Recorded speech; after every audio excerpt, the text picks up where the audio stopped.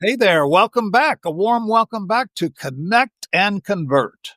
This is the podcast where small business owners come to hear the insider secrets about how to grow sales faster than ever. Yes, indeed. We're glad to be back. I am joined, as usual, by two of my colleagues.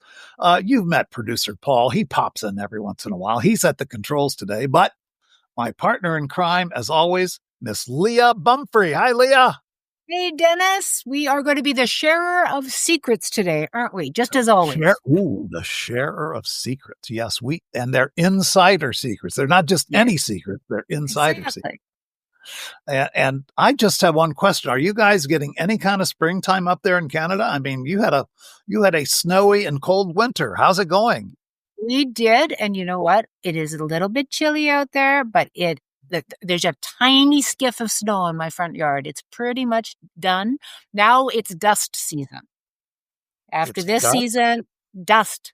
Oh, the roads are covered in sand, covered in dust. We don't complain about that because I can go for my long walks and it's gorgeous. Good for you. Well, again, I hope that I can come up and visit Canada this year. I don't know if U.S. citizens are going to be allowed in. We love you guys coming up. Don't believe all the rumors. I don't want to get all this political stuff. But, I must say, have you been seeing the craziness that's going on here in the news, Leah? I don't know. Maybe you guys cut that news out. I would if I could. There's stuff going on. It depends what craziness. You can always find what you're looking for, I guess. It's layoffs, government layoffs. It's turnover. It's holding people accountable. It's wow. And it's happening lightning fast. And, when I see that happening, I think back to several topics that I think our listeners would be interested in. All I know is back in the day, my radio days, I'll tell you this topic or this area, this discussion was probably one of the hottest topics we ever had in our meetings. And it's very controversial. And I don't know if there is an answer. Okay. But, today I want to talk about it, put it out there, see what you and I think. Maybe producer Paul will pop in and let's see if we can help our small business owners come up with some ideas on this. Okay. Okay. So the whole topic is the topic of accountability and employee turnover. I will tell you, if I had one meeting, I had 1,000 meetings in my career about those topics. And everybody has an opinion and everybody thinks they are the expert on accountability and employee turnover. And so it made for a hot discussion. But there's something I think of. I want to start today with an anecdote. This may or may not be true. I can't verify it. I am old, but I am not 4th century BC old. Okay. So you're not old, Dennis, just to be clear. Well, but I'm definitely not 4th century old. And This is how the story goes. Famous anecdote, ancient Chinese history. You've heard of Sun Tzu, the renowned strategist, author, Art of War. Well, he claimed that he could train anyone to follow military commands. So his King Helü, challenged him. Demonstrate your expertise by training the royal concubines. Yes, the women. So Sun Tzu divided them up into 2 groups, 90 each, 2 companies. He appointed the king's 2 favorite concubines as company commanders. Okay. Mm-hmm. So he trained them. He explained some simple commands. When the command is given to face right, you turn right. Command to face left, you turn to the left. Command to about face, you turn around. Command to face front, you go back to your original position. Pretty simple, right? And then he verified, like any good general would, do you understand the instructions? Well, they said, sure. But when he gave the commands, they just giggled. Well, Sun Tzu then re-explained that if the instructions are not clear and not followed, it's the general's fault. So he repeated his instructions and he asked once again, were they clear? And then he repeated the commands. Once again, the concubines failed to show any interest in following orders. They giggled, they laughed. Sun Tzu then stated that if the instructions are clear, but the orders aren't followed, it's the commander's fault. In spite of the king's protest, Sun Tzu had 2 company commanders executed as military law required. So he appointed some new commanders. The remaining concubines perfectly executed all commands. Sun Tzu then told the king, the troops are now properly trained and ready for inspection. But the king, at that point, had lost his two favorite concubines. He declined to review. Okay? But he was impressed enough with Sun Tzu's discipline and commitment to military principles. He made him a general. Okay? So how about that? Ever heard that story, Leah? I have not heard that story. And that is just a template of information, especially in these times, and the things that we're talking about, and accountability. And oh, wow, where do you begin? Dennis, this is fantastic. Yeah. Because honestly, it's the pull the bandage off. How do you take a bandage off? When you had small kids, I have small kids. You just rip that sucker, or you go little bit, and you know what? By the time you get it off, it's bleeding again. It is. Well, clearly, Sun Tzu made his point.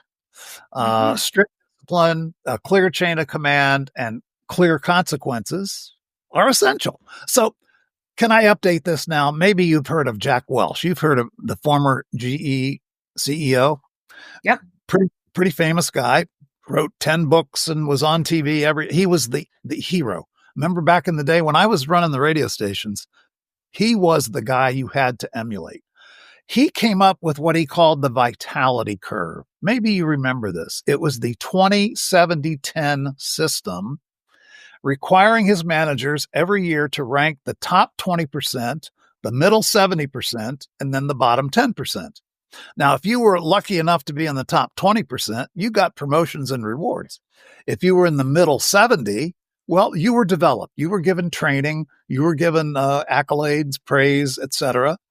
But the bottom 10%, Leah, the bottom 10%, what do you think happened to them? Ooh, it sounds like they didn't get the Ginsus. They got last prize, fired. Okay. They were called underperformers. And every year, the bottom 10% got fired. Okay. So even if everybody achieved, if everybody overachieved on goals, what you're telling me is, you don't want to be in that bottom 10%. Right. So let's say, here's an example. Let's say the team you were on had a great year. Okay. And you just blew everything out, except you were in the bottom 10%. See you later. Hit the road, Jack. Yeah. And from what I learned and studied over the years with this, he was serious about this. And at the time, I remember a lot of businesses emulated him. I will tell you what, I'll be honest, in our management team meetings, this came up fairly often. Should we do this? Should we do this stratification of 20-70-10? It was discussed. And I will tell you, we had a modified, we didn't have as severe as Jack, but we had a modified 20-70-10 plan. So I have a little bit of experience with it. So that's kind of the updated Sun Tzu, isn't it? I mean, no blood is shed, but he was taken seriously. And Dennis, I want to know what was the modified version? Was it somebody that just was the bottom not achieving their set goals that you let go? Was it? Yeah. Correct. We didn't actually stratify 20-70-10, but we did make a commitment to ourselves, okay, that we would look at the lowest performers at the end of every year and make decisions. And I'll tell you why we did that. And maybe some of our business owners can identify with this. You can make all the speeches you want to make about accountability and about consequences. The way you're evaluated by your team is what you do, not what you say. And my management team was a pretty sharp bunch of people, thankfully. I needed every one of them. And they agreed that the standard that you set by keeping the lowest performers becomes the standard for your company, because you are allowing them, as management, as ownership, you're allowing them to stay there. And everybody knows they're not performing. Everybody. Okay, so back to Sun Tzu, why did he not just get rid of the bottom 10 Okay, so there's Well, 90 on each side. So you're getting rid of the worst. It's like you were the worst and you were the worst on each side. He got rid of the worst leaders. So based on that, Dennis. uh-huh. That I'm glad you pointed that out, Leah.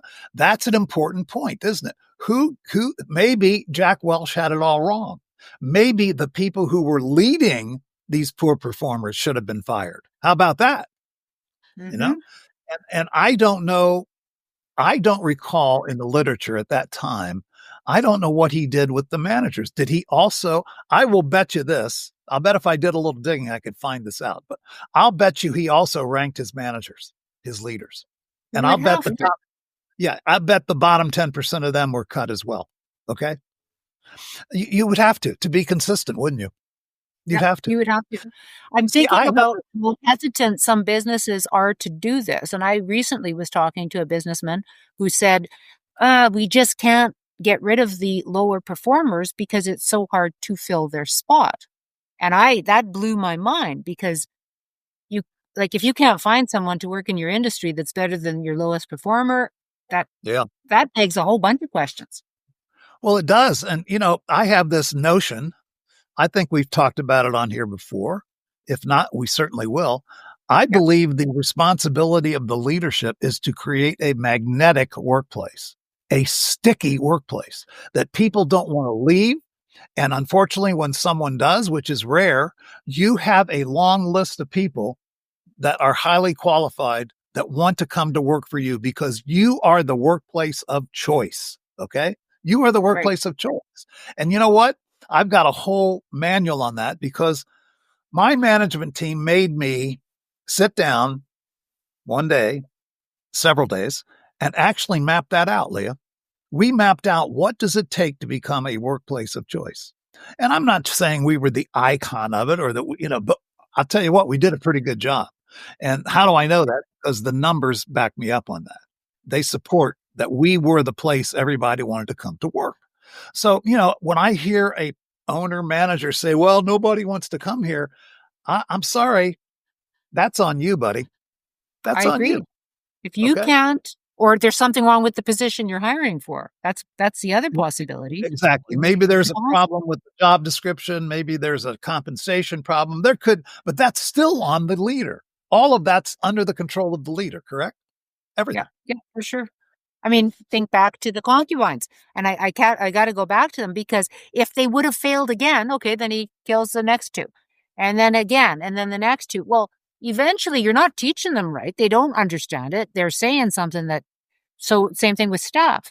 There comes a point where if you can't find the right people and they're not doing it, you're either the position is bollocks or how your training is. But at the end of the day, this was a hard pill for me to swallow in my young management days. You know, I came with all the excuses that we all come with. Mm-hmm. Oh, it's the economy. Oh, I can't find the right people. Oh, gee whiz, they just weren't, we mishired. They weren't the right fit for us. I had my book of excuses. I'm embarrassed to say. Okay. I had my book of excuses Hmm. and I used them liberally until that day. And I guess everybody, well, maybe not everybody, but people that hang out and do well in business find out there's nobody coming to rescue you. It's all about you. Okay. It's your decision. It's your training. It's your onboarding. It's your accountability system. It's all about you. There's nobody coming. Yeah. Okay. There's no rescue. Are you familiar with that? Have you observed that, seen it, felt it? Oh, for sure. Or you magically think something's going to happen, something's going to change. I've seen it happen with people working in a position and they're hanging on, and they should have been let go a long time ago. Somebody else leaves. And so then all of a sudden they're the only game in town. And just by default, they end up getting a couple of clients and then it kind of clicks for them. But how long do you wait for that? How I long do you had a wait for guy. Yeah, well, that's a good question. I had a guy when I was my very first sales job. Uh, I actually got him the job. They needed somebody else to come in, and I recommended this guy, and he's a good guy. Yeah. he came in and they gave him, in those days, we worked off what's called account lists. They gave you a book of business, a list of business. Okay. Yep. And my list of business was the freaking phone book. That was my account list. Okay. And I had to go out and, hustle everything I could get. They handed him an active booking list of business. And he was not working. The guy was playing golf every day. And I was embarrassed because I recommended him. But I'm saying, wait a minute, hold on. Why? Here I am busting my ass, and this guy is playing golf, and he's got this list just billing away, doing very nicely. And he had pictures of who? He had pictures of who? Had what? He must have had pictures of somebody. Yeah, I don't know what he had. But Leah, that set the standard for performance or non-performance. Okay. Yeah. He was willing to just sit there and let this thing bill, whatever it billed, and he didn't work it. He didn't care if it went up, down, or sideways. That's a terrible feeling. If you're on a team and that there are several people that are not pulling their load and there's nothing happening to them. But so that becomes, I'm jumping in now. All right. There he is, producer Paul. How are you? You knew it was coming, so You were lurking. I was hoping it would come. Yeah. Well, of course. So, listening to that, and I agree regarding if they're not pulling the load that they're supposed to be pulling, there's something wrong with that. And going back to the managers and everything, the leadership team, it's on them. But my question is, with the structure, the 2710,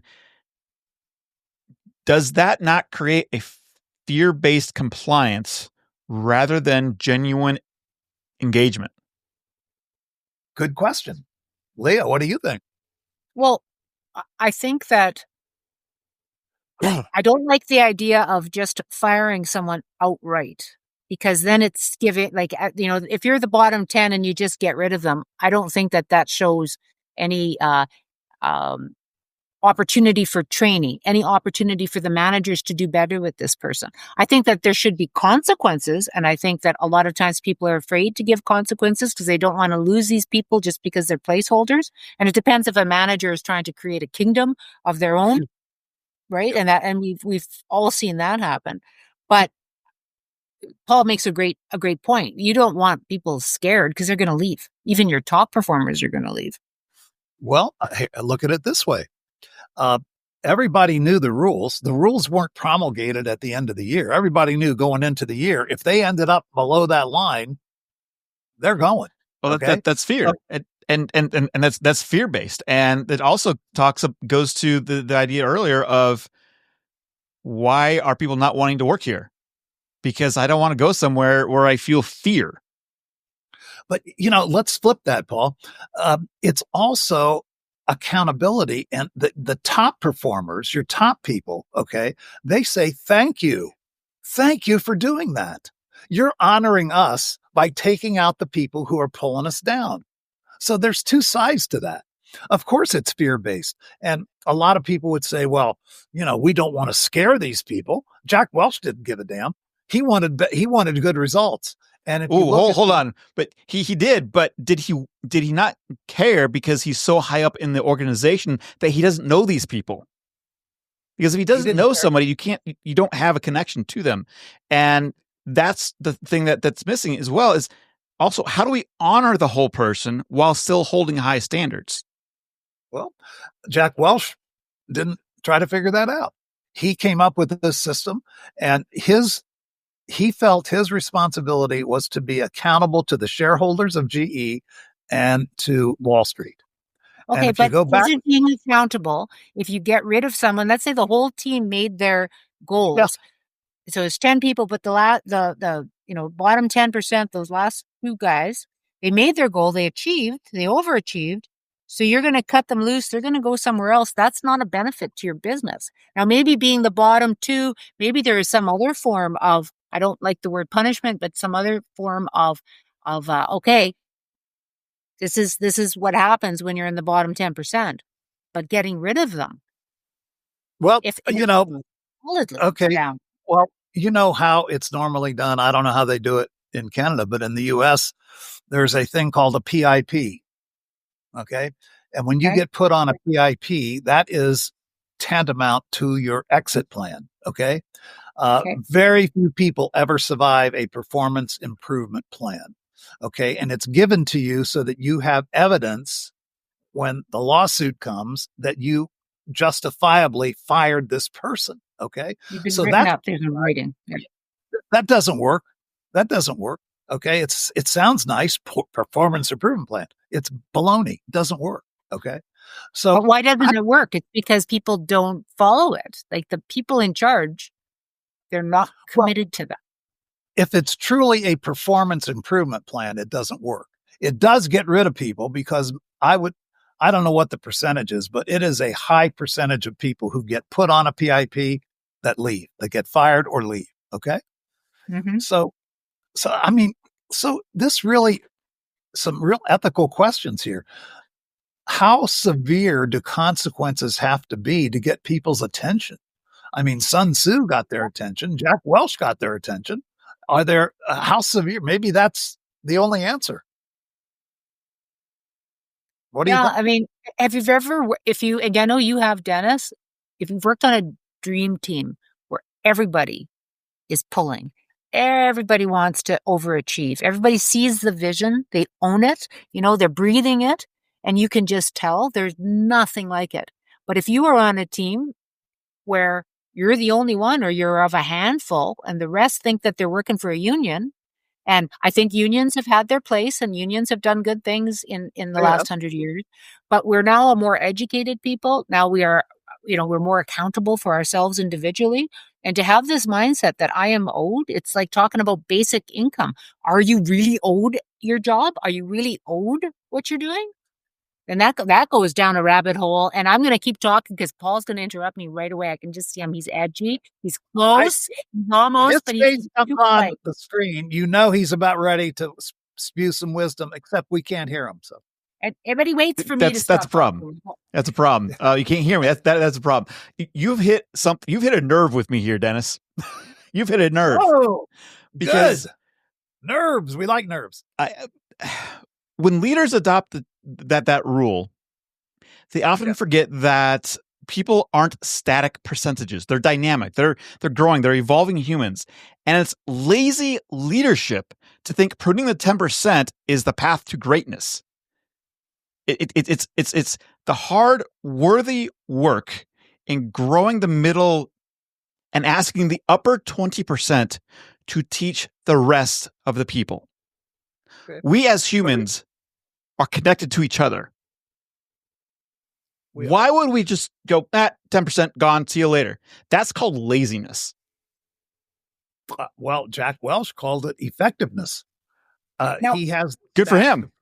I don't think he's a great CEO. Never did. But remember this, Paul. The middle group, which was the largest group, they were trained and developed. They were trained. They wanted them. They were the high potentials to move into the top group. But so they were given, What about the 20%? That 20% should be teaching, not the 70, the 20%. Well, I mean, that's another philosophy. And that's not, no. It is not, it's not philosophy, but it's should be tied into this 20% because that's what I go back to what I said earlier in terms of Jack Welch being so high up, he doesn't see the human side of things. And he honestly didn't care. He was there to run the business and he let his management team run that side of it. And he thought it was pretty effective, The other thing, Paul, is when you have arbitrary standards. So let's say, person A and person B are fairly similar in their performance, but yet person A has maybe kissed up a little more to the boss or has, you talk about we're human. That's a human thing. We kiss up to people. That's what we do. Okay. And all of a sudden it comes time to let someone go and either one of them should or could be let go, but person A stays and person B goes because there's an arbitrary, unmarked line. Okay. Where the system that Welch had was definitive. There was no question about it. That's the way it goes. I'm not saying you shouldn't have standards. My God, you have to have standards. You have to have standards. Otherwise, you have loosey-goosey, crazy people just doing whatever they want. The inmates are running the asylum. But what about people do? I mean, there was a shock value to what he was trying to accomplish here. For sure. I've trained for teams. There was one sales team, and the top performer was a buddy of the guy he was working for. So that everybody knew that, and that was fine. And the person, the owner, would have swore up, down, sideways on a stack of Bibles that he did not let that influence him at all. But of course it did. And when you knew, as a trainer, when you were able to see this was when new people were coming in. And yes, as the top performer, he was asked to take them out on calls. And the times that he would take new people out, first we have to pick up my dry cleaning, and then we got to have a haircut, and I'm getting fitted for a new suit, and I'm doing this. And it was a joke for everyone on that team, including the owner, who allowed it because he's bringing in all this business. But do you think it lasted? And do you think that a lot of people were ended up getting punted because they couldn't achieve that because they didn't have either the relationship with the owner or with long-term clients? I mean, what you just described is happening in every business, probably in North America, where teacher's pet is given special treatment because the owner, the boss, is afraid of the revenue loss if that person goes away. Right. I mean, they're sacred cows. And is that fair to the other people? That's a whole nother issue then. That's not even on this issue. We're talking about people who are favored not because they are actually the best at what they do, but because they have the ear of the boss. How about that? But that also speaks to producer Paul's comment that, okay, so the top 20%, that 70%, and then these poor number 10% people, whose fault is it? Who's taking responsibility? Who's making sure? It's the boss always. So the no, 20%, with all respect to Paul, if I'm one of those 20%, okay, and I'm kicking butt and making that team look good, I don't really give a rip about training the bottom 80%. That's not my job. It's the boss's job to do that. It's not my job. It's my job to create revenue. Now, if you have a friend that you want to mentor, or if you have a personal relationship, I get that. That happens all the time too. But to assign to the 20% the mandate to train and develop the other 80%, I don't go with that. No go. But if those concubines didn't like the next two, number 3 and number 4, they don't like them. Going, wait a minute, I know how we get rid of these women. Then that comes down to being, I'm not going to go there, but this comes down to being a lazy owner. Yes. Because if you should be, as an owner, you should, then here's the big thing. If you want to scale, if you want to grow, and some people don't, and that's just fine. Nothing wrong with that.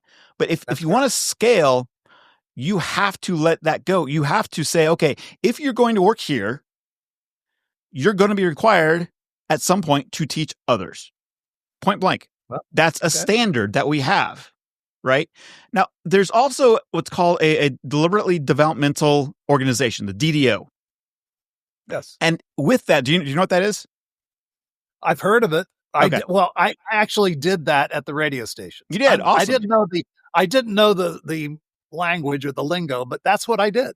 I actually had the experienced people mentor the younger people. Absolutely. Awesome. So within DDO, it basically states that if you do it all the way out, I mean, everything is you really create a place where you can't suck up to the boss because everybody is holding each other accountable. It's not a hierarchy. It becomes a standard that everybody's calling each other out saying, hey, if you, Dennis, were my boss, there would be no fear for me to come to you and say, hey, I think you're crossing the line. That is a powerful organization. You can't screw with that organization. What percent of organizations would you estimate, or maybe you know the exact number, are in that group? Less than 1%. Yeah. And I say that because it is I do have case studies on companies who use DDO, and it is amazing what they can do. It is scary amazing. The challenge comes down to, and Patagonia is actually one of them that it doesn't do it all the way, but they're on the edge of full DDO. I've studied them. It is a hard thing to do. Yeah. But they are the ones who make change in the world and in business and in culture. But Boomer, for the people that aren't going to do that, and let's bring this now back down to our listener, okay? Most of our listeners aren't going to do that. They're not okay. Okay. Now I'm going to. You're inviting me into this. You're inviting me into this. They're not going to do it. Okay. No, but if I'm a business owner and I don't hold a flame, that maybe I'm not going to do that. No, but I mean at that level. I mean at the level. Still. Yeah. But if I don't hold a flame that big, then why the heck are you in business? Okay. Well, again, that is a whole nother topic. Okay, I'll zip it now. Yeah, I don't want to go there, but here's where I do want to go. Okay. I think we have an obligation now, after opening this can of worms, to leave our listeners with something of value.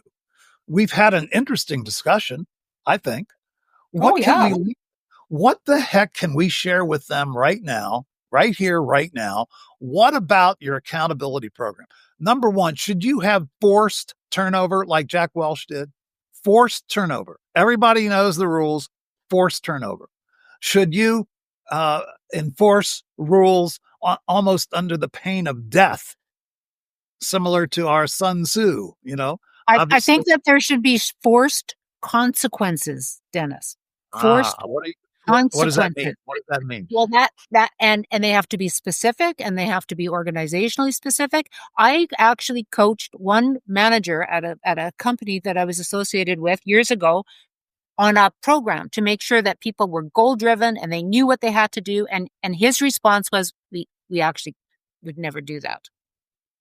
And they ended up with all this dead wood that were unteachable. And also that top 50%, the high achievers, were sick about it.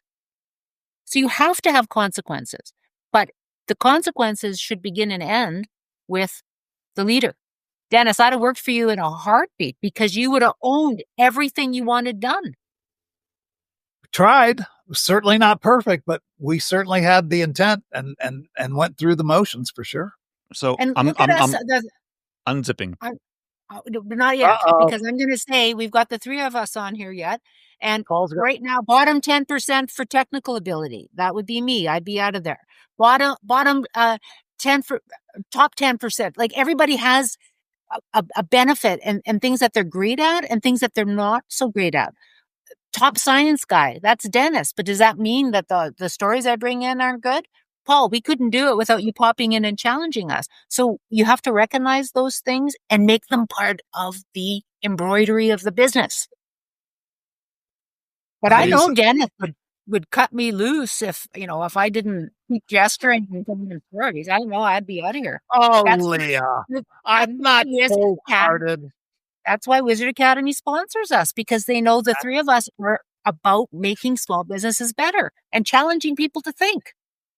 Now you go. Well, Paul. they certainly do that at Wizard Academy, don't they? You never walk away from there without having some new thoughts. No, that's very true. Your head just kind of, but there's several things that I'd recommend. One, I would start with shared commitments. You don't have rules, but you have commitments to each other, and they're non-negotiable of how we treat each other or how we go about things. I mean, this is the way we do things. Period. The end. But you also have to share what that looks like, because if you don't, if the boss or the managers or leaders or whoever don't share those things, a culture, a subculture is being created. You have to take ownership of all that. Excuse me. And the other thing, one of the biggest things, and this takes some guts, but it's extremely powerful, is make sure that feedback creates alignment and doesn't create an attack on somebody. Oh, I like that. Start those two things in. And they sound easy, right, Paul? And exactly. They sound easy, but are they easy? You've been in the arena. You've been out there. You know that those are not easy. Those are not easy at all. And that is why so many small businesses have this lurking blind spot. I loved what you said about subcultures. Beware of your subcultures. I don't care how hard you work on your main culture, and you may work hard on it and do a great job. Beware the subcultures. That's where you're going to catch it. If you're not aware of them, and if you don't have a way to fix that, to align that, beware. You're talking about blind spots, Dennis, and that is why you and I offer a free 60-minute opportunity for our listeners. Get a hold of us. No charge, free. So that we can examine blind spots or where they perceive there is a blind spot so we can help their business grow. That is a very important part of what it is that we're doing. And we are experts at finding sacred cows and blind spots and comfort zones. Right? I thought you were going to say finding sacred cows and shooting them, and I was going to go, Dennis, don't say that. Oh, now I said it. I do have a little article that I wrote once about assassinating your sacred cows. So I don't know. We're talking too much about I don't know. We're talking too much about assassinations here today. We need to. We're going to be mistaken. We're not really that harsh. I said what? We're near the end of our time, I can tell, because you're talking about cows. I'm hearing steak. Let's try to wrap this up. I mean, it's a great discussion. It's a healthy discussion. You need to have that discussion inside your own walls. And Paul's remarks, within the bounds of psychological safety, of course, he always will warn us and advise us on that. And he should. Okay. Because that's what he knows best. But at the end of the day, you got to run the damn business and you got to have accountability. And most businesses don't. So come up with an accountability system that is sure. It is certain, right? Leah, you said that's certain consequences, okay? Yes. Not sometimes consequences, certain consequences. Maybe not as bad as our Sun Tzu and our Jack Welch, but certain consequences. Any last word? Leah, Paul, any last words before we say goodbye? I think you summed it up great. Paul? I have one more thing. Please. I do believe in consequences and I do believe in accountability. Just FYI. Oh, okay. That's all. We were worried there for a second. I'm glad you said that. I get it. We got to be careful, Dennis. He's going to start muting us.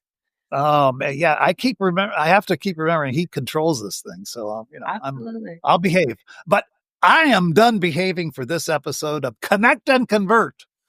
This is your Sales Accelerator podcast. We hope this discussion today gave you some ideas, stirred up some controversy, stirred up some thoughts. Challenge yourself. Go out there and fix that. Make sure you got that right. It's important. We'll see you next time on Connect and Convert.